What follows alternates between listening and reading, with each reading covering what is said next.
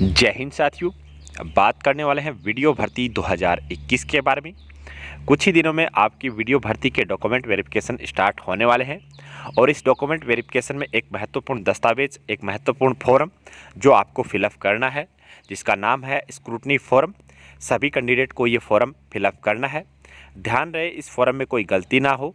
इसके लिए हम ये देखने वाले हैं कि ये फॉर्म आपको कैसे फिलअप करना है, कौन कौन सी डिटेल आपको कहाँ पर भरनी है। पूरी जानकारी आपको इस वीडियो में हम देने वाले हैं, तो वीडियो को अंत तक जरूर देखिएगा। और चैनल को अभी तक सब्सक्राइब नहीं किया है तो चैनल को सब्सक्राइब जरूर कर ले, ताकि कंपटीशन एग्जाम से संबंधित हर ऑथेंटिक न्यूज आपको सबसे पहले मिल सके। तो सबसे पहला काम जो आपको ये फॉर्म भरते समय करना है वो करना है 100 रुपये का एक पोस्टल ऑर्डर अपने नज़दीकी पोस्ट ऑफिस से इश्यू करवा लेना है। सचिव राजस्थान कर्मचारी चयन बोर्ड के नाम से ये पोस्टल ऑर्डर आपको इश्यू करवाना है, जो इस फॉर्म के साथ आपको लगाना है। इसके बाद में आपको अपनी नवीनतम फोटो यहाँ पर चिपका देनी है। रोल नंबर जो आपके वीडियो भर्ती में थे वो आपको यहाँ पर इस कॉलम में लिखने हैं। आवेदन पत्र क्रमांक, यहाँ पर जो आपने फॉर्म अप्लाई किया था उसकी एप्लीकेशन आईडी आपको इस कॉलम में लिखनी है। मेरिट क्रमांक अभी आपको नहीं मिलेंगे, ये केवल आपका वीडियो भर्ती का अंतिम परिणाम जारी होने के बाद में आपको मिलेंगे, तो ये कॉलम आपको खाली छोड़ देना है। इसके बाद में पोस्टल ऑर्डर नंबर, तो जो पोस्टल ऑर्डर आप इश्यू करवाने वाले हैं उसके जो नंबर हैं वो आपको इस कॉलम में लिख देने हैं। विज्ञापन संख्या, जो आपका नोटिफिकेशन इस भर्ती का जारी हुआ था वहाँ पर आपको विज्ञापन संख्या मिल जाएगी, तो वो आप इसमें दर्ज कर सकते हैं। पद का नाम आप वीडियो या ग्राम विकास अधिकारी दोनों में से कोई सा भी लिख सकते हैं। विभाग का नाम आपका रहेगा ग्रामीण विकास एवं पंचायती राज विभाग, जो कि आपको इस कॉलम में लिखना है। इसके बाद में आपकी कैटेगरी का ब्यौरा आपको देना है कि आप कौन सी कैटेगरी से हैं। SC ST MBC OBC EWS किसी भी कैटेगरी से आप बिलोंग करते हैं उसके नीचे आपको यहाँ पर टिक कर देना है। मान लीजिए आप सामान्य कैटेगरी से बिलोंग करते हैं तो आपको सामान्य के नीचे यहाँ पर टिक कर देना है। इसके बाद में आपको मूल निवास और जन्म जो स्थान आपका है उसके बारे में ब्यौरा देना है कि आपका मूल निवास का राज्य कौन सा है, जिला कौन सा है, तहसील कौन सी है, और अन्य टिप्पणी में आप अपने गांव का ब्यौरा दे सकते हैं। जन्म स्थान में भी सेम आपको लिखना है, राज्य, जिला, तहसील और अन्य टिप्पणी में आप अपने गांव का ब्यौरा दे सकते हैं। तो ये डिटेल आपको यहाँ पर फिलअप करनी है। इसके अलावा अगर आप विशेष श्रेणी में हैं, जैसे मान लीजिए आप महिला कैंडिडेट हैं, तो आपको यहाँ पर ब्यौरा देना है कि आप अविवाहित हैं, विवाहित हैं, विधवा हैं या विच्छिन्न विवाह हैं। जो भी आपकी कैटेगरी लागू होती है उस पर आपको क्लिक कर देना है। जैसे आप अविवाहित हैं तो अविवाहित के नीचे आपको यहाँ पर टिक कर देना है। इसके अलावा अगर आप विशेष योग्य जन हैं यानी दृष्टिहीन, अल्पदृष्टि, जो भी कैटेगरी आप पर लागू होती है उसके नीचे आपको क्लिक कर देना है। मान लीजिए आप मुख बधिर हैं तो आपको मुख बधिर के नीचे क्लिक कर देना है। अगर ये कैटेगरी आप पर लागू नहीं होती है तो आप इन सभी को ब्लैंक छोड़ सकते हैं। भूतपूर्व अगर सैनिक अगर आप हैं तो यहाँ पर इसके नीचे आपको क्लिक करना होगा। उत्कृष्ट खिलाड़ी हैं तो उत्कृष्ट खिलाड़ी के नीचे आपको ये टिक लगाना है। इसके अलावा अगर आप सेवारत कर्मचारी हैं, सेवा में अगर आप हैं अभी फिलहाल, तो इसके नीचे आपको बताना है कि आप कौन से विभाग में हैं, राज्य से सेवा कर्मचारी हैं या पंचायती राज या सार्वजनिक निगम, जिस भी विभाग में आप हैं, जिस विभाग के अंतर्गत का आप काम करते हैं उसके नीचे आपको टिक लगा देना है। इसके बाद में जो अगली डिटेल आपको देनी है वो आपकी आती है पर्सनल डिटेल, जिसमें आपके आवेदक का पूरा नाम, जो आपका अपने डॉक्यूमेंट में कंप्लीट नाम है वो आपको यहाँ पर लिखना है। एग्जाम्पल के तौर पर अगर आपका नाम अनिल कुमार है तो यहाँ पर आपको अनिल कुमार ही शो करना है। पूरा नाम आपको यहाँ पर दिखाना है, हिंदी में लिखना है और उसके बाद में ये अंग्रेजी में यहाँ पर आपको लिखना है। पिता का नाम और माता का नाम आपको यहाँ पर क्रमशः लिखना है। इसके बाद में आपकी जन्म तिथि आपको यहाँ पर लिख देनी है। उसके बाद में विज्ञप्ति में निर्धारित तिथि को आयु, जो आपका नोटिफिकेशन जब जारी हुआ था उस दिन आपकी आयु क्या थी वो आपको यहाँ पर लिख देनी है। कितने वर्ष, कितने माह और कितने दिन आपकी आयु उस वक्त थी। इसके बाद में अगली जानकारी भरनी है नागरिकता के संबंध में। तो यहाँ पर सबकी नागरिकता इंडिया ही होने वाली है, तो यहाँ पर आपको भारतीय या भारतीय पर क्लिक कर देना है। धर्म आपका जो भी धर्म है, हिंदू, ईसाई, मुस्लिम, जो भी आपका धर्म है वो आपको यहाँ पर लिख देना है। वैवाहिक स्थिति आपको स्पष्ट करनी है कि आप अविवाहित हैं, विवाहित हैं, विच्छिन्न विवाह हैं या विधवा हैं, विधुर हैं, जो भी कैटेगरी आपकी है उसके नीचे आपको क्लिक कर देना है। अगर मान लीजिए आप अविवाहित हैं तो अविवाहित के नीचे आपको ऐसे टिक कर देना है। विवाह अगर आपने कर लिया है तो विवाह की डिटेल भी आपको यहाँ पर देनी होगी। कि अपनी जो नौकरी है, अपनी पत्नी का नाम यहाँ पर लिखना है, पति है तो उनका नाम लिखना है, अगर महिला कैंडिडेट है तो उनके अपने पति का नाम, विवाह की तिथि, विवाह का स्थान, पंजीयन संख्या, जो आपने मैरिज सर्टिफिकेट बनवा रखा है उस पर आपका पंजीयन संख्या आपको मिल जाएगी। पंजीयन आपने कहाँ पर करवाया है तो पंजीयन का स्थान वो हो जाएगा, और पंजीयन अधिकारी का नाम भी यहाँ पर आपको लिखाना है। अगर आप एक मैरिड कैंडिडेट हैं तो आपको यहाँ पर संतान का भी ब्यौरा देना होगा। जितने भी जीवित पुत्र और पुत्री आपके हैं उनके नाम और उनकी डेट ऑफ बर्थ आपको यहाँ पर शो करनी है। अगला कॉलम जो है वो है कुल संतान संख्या। 1/6/2002 से पूर्व आपकी कितनी कुल संतान थी उनका ब्यौरा यहाँ पर आपको देना है, और इसके बाद में 1/6/2002 के बाद में आपकी कितनी संतान है वो ब्यौरा आपको यहाँ पर देना है। पूरा पता आपको अगले कॉलम में लिखना है। पत्र व्यवहार का पता, जहाँ पर आप अपना गांव, तहसील, जिला और अपने पिन कोड, मोबाइल नंबर है वो आपको यहाँ पर देना है। हाल फिलहाल में आपका स्थायी निवास का पता क्या है वो आपको यहाँ पर देना है, कि स्थायी निवास जो आपका है उसका पता आपको कॉलम नंबर 12 में लिख देना है। इसके बाद में आता है महत्वपूर्ण कॉलम शैक्षणिक योग्यता। यहाँ पर आपको कोई गलती नहीं करनी है। यहाँ पर आपको सबसे पहले अपने मैट्रिक जो आपकी 10th क्लास थी उसकी डिटेल भरनी है।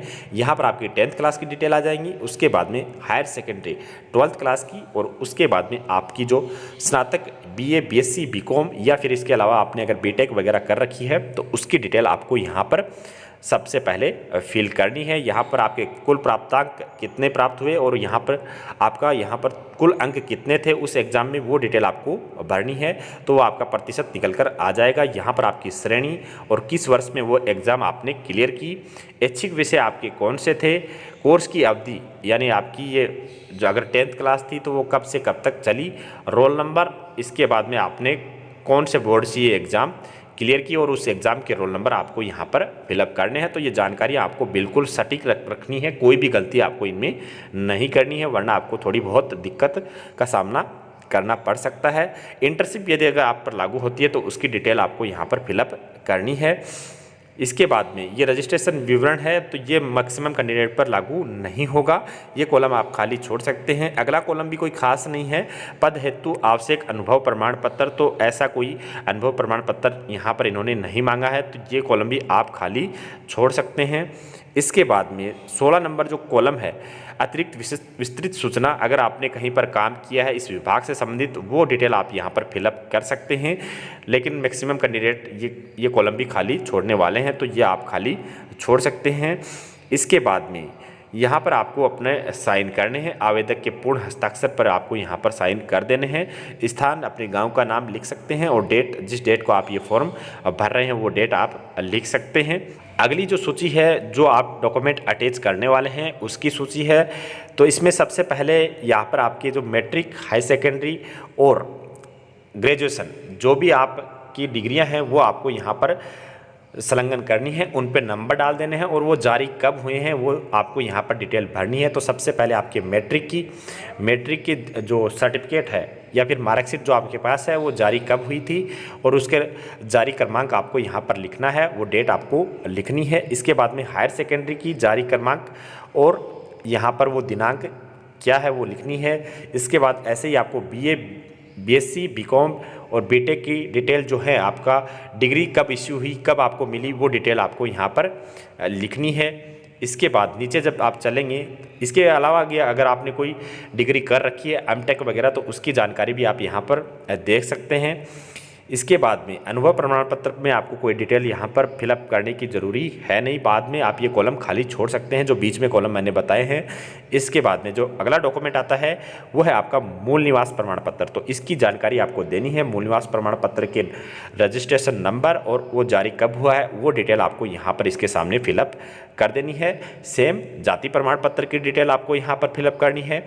इसके अलावा अन्य प्रमाण पत्र, जिसमें सबसे महत्वपूर्ण जो प्रमाण पत्र आपको यहाँ पर लगाना है वो है RSCIT का डिप्लोमा।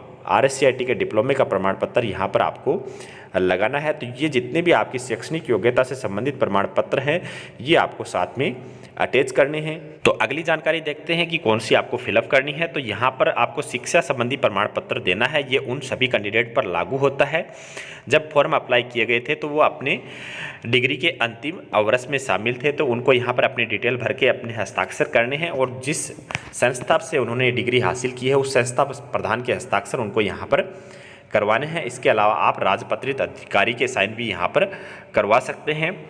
इसके बाद में आपको चेकलिस्ट आपको चेक कर लेना है कि जो डिटेल आपने यहाँ पर फिलअप की है वो सही है या फिर आपने वो कंप्लीट कर दी है या नहीं है। तो ये आप पढ़कर अच्छी तरह से चेक कर सकते हैं। वो चीज़ अगर आपने कर दी है तो उस पर क्लिक कर लेना है। जैसे मान लीजिए मैं आपको एग्जाम्पल के तौर पर एक दो बता देता हूँ कि अभ्यर्थी की अनिवार्य शैक्षणिक योग्यता विज्ञप्ति में निर्धारित योग्यता के सर्वथा अनुरूप है या उससे भिन्न किंतु समकक्ष है। तो यहाँ पर अगर आपकी डिग्री यहाँ पर आपके लिए मिनिमम डिग्री क्या थी, बीए, बीएससी, बीकॉम यानी स्नातक अगर आपने कर रखी है, कंप्लीट हो चुकी है, तो वो आपको सर्वथा अनुरूप पर क्लिक कर देना है। ठीक है। इसके बाद में अभ्यर्थी आवेदन की अंतिम तिथि को अनिवार्य शैक्षणिक योग्यता प्राप्त है या उसके बाद प्राप्त किया है। अगर आप अंतिम वर्ष में थे तो आपको वो सिलेक्ट करना है। अगर आपने पहले ही वो योग्यता प्राप्त कर ली थी तो वो आपको यहाँ पर सिलेक्ट कर लेना है। इसके बाद में यदि अभ्यर्थी आवेदन के समय अनिवार्य शैक्षणिक योग्यता उत्तीर्ण नहीं था तो क्या आवेदन की तिथि तक उस परीक्षा के अंतिम वर्ष के पाठ्यक्रम की परीक्षा में वो सम्मिलित हो चुका था। तो इस प्रकार ये सारी डिटेल आपको पढ़ लेनी है और उसके अकॉर्डिंग ही आपको इनको ऊपर क्लिक करना है। इसके बाद में ये अपनी श्रेणी या वर्ग की डिटेल आपको यहाँ पर देनी है, आप देख सकते हैं। इसको अच्छी तरह से पढ़ लेना है। उसके बाद में ही इन सभी डिटेल पर आपको क्लिक करना है। अनुभव की भी जानकारी यहाँ पर देनी है। शैक्षणिक योग्यता के उपरांत और पहले जो अनुभव है आपके वो उसकी जानकारी आप दे सकते हैं। आयु संबंधी जानकारी है। अभ्यर्थी की विज्ञप्ति में निर्धारित तिथि को आयु क्या है। जो आपकी नोटिफिकेशन जारी हुआ था तो उसमें एक डेट मेंशन की हुई है कि इस डेट तक आपकी आयु क्या है, तो उसकी जानकारी आपको यहाँ पर देनी है। विज्ञप्ति के अनुसार निर्धारित तिथि को आयु सीमा आपकी न्यूनतम और अधिकतम क्या है वो आपको यहाँ पर जानकारी फिलअप कर देनी है। अभ्यर्थी स्वयं को किस श्रेणी में मानता है, कैटेगरी में आप कौन सी कैटेगरी में शामिल हैं, वो डिटेल आपको यहाँ पर देनी है। इसके बाद में जो आपको फिलअप करनी है डिटेल वो है आपकी एज की जो छूट आपने ली है। अगर आप वो कैंडिडेट हैं जिन्होंने एज में छूट ली है तो उसकी डिटेल फिलअप करनी है। एससी, एसटी, ओबीसी की जो कैंडिडेट हैं जिनको एज की छूट मिली है उनको यहाँ पर ये डिटेल फिलअप करनी है। जैसे यहाँ पर आप देख सकते हैं एससी, एसटी, ओबीसी के जो कैंडिडेट है, पुरुष कैंडिडेट हैं, उनको यहाँ पर अपनी डिटेल फिलअप करनी है। इसके बाद में अगर आप महिला कैंडिडेट है तो आपको इस कॉलम में अपनी डिटेल फिलअप करनी है। इसके बाद में सामान्य वर्ग की अगर महिला है तो आपको इस कॉलम में फिलअप करनी है। तो जिस कैटेगरी से आप संबंधित है उस कैटेगरी के अकॉर्डिंग आपको वो अपनी डिटेल्स इस कॉलम में फिलअप कर देनी है। बाकी कॉलम आपको यहाँ पर खाली छोड़ देने हैं। इसके बाद में लगभग आपका जो फॉर्म है वो कंप्लीट हो चुका है। नीचे चल के आपको एक साइन यहाँ पर करना है। आवेदक के हस्ताक्षर पर आपको यहाँ पर साइन करना है। उसके बाद में कोई खास काम आपका बचता नहीं है। तो ये वाले कॉलम डॉक्यूमेंट वेरिफिकेशन के समय वो ऑफिसर अपने आप यहाँ पर फिलअप करने वाले हैं। हाँ या ना में यहाँ पर वो अपने आप क्लिक कर लेंगे। ये आपको टेंशन लेने की ज़रूरत नहीं है। इसके बाद में वो अभिशंसा कर देंगे और यहाँ पर जो दस्तावेज परिनिरीक्षक का अधिकारी रहेंगे वो इस फॉर्म पर आपके साइन कर देंगे। इस प्रकार आपको ये फॉर्म फिलअप करना है। कोई भी गलती आपको इस फॉर्म में नहीं करनी है। सबसे पहले आपका यही फॉर्म डॉक्यूमेंट वेरिफिकेशन के समय चेक होने वाला है। इसी से आपकी सारी डिटेल फिर डॉक्यूमेंट में मैच की जाएंगी। तो ध्यान रहे कोई भी गलती आपको इस फॉर्म में नहीं करनी है। इसके अलावा इस फॉर्म से संबंधित कोई भी डाउट आपके मन में हो तो आप कमेंट सेक्शन में कमेंट कर सकते हैं, जवाब जरूर दिया जाएगा। इसके अलावा टेलीग्राम चैनल पर मैंने अपने नंबर डाल रखे हैं। कोई भी डॉक्यूमेंट से संबंधित अगर आपके मन में समस्या चल रही हो तो आप डायरेक्ट मेरे से कांटेक्ट कर सकते हैं। इस वीडियो में बस इतना ही। वीडियो में दी गई जानकारी अगर आपको अच्छी लगी हो तो वीडियो को लाइक एंड शेयर जरूर कीजिएगा, चैनल को सब्सक्राइब कर लीजिएगा। मिलते अगले वीडियो में, तब तक के लिए जय हिंद।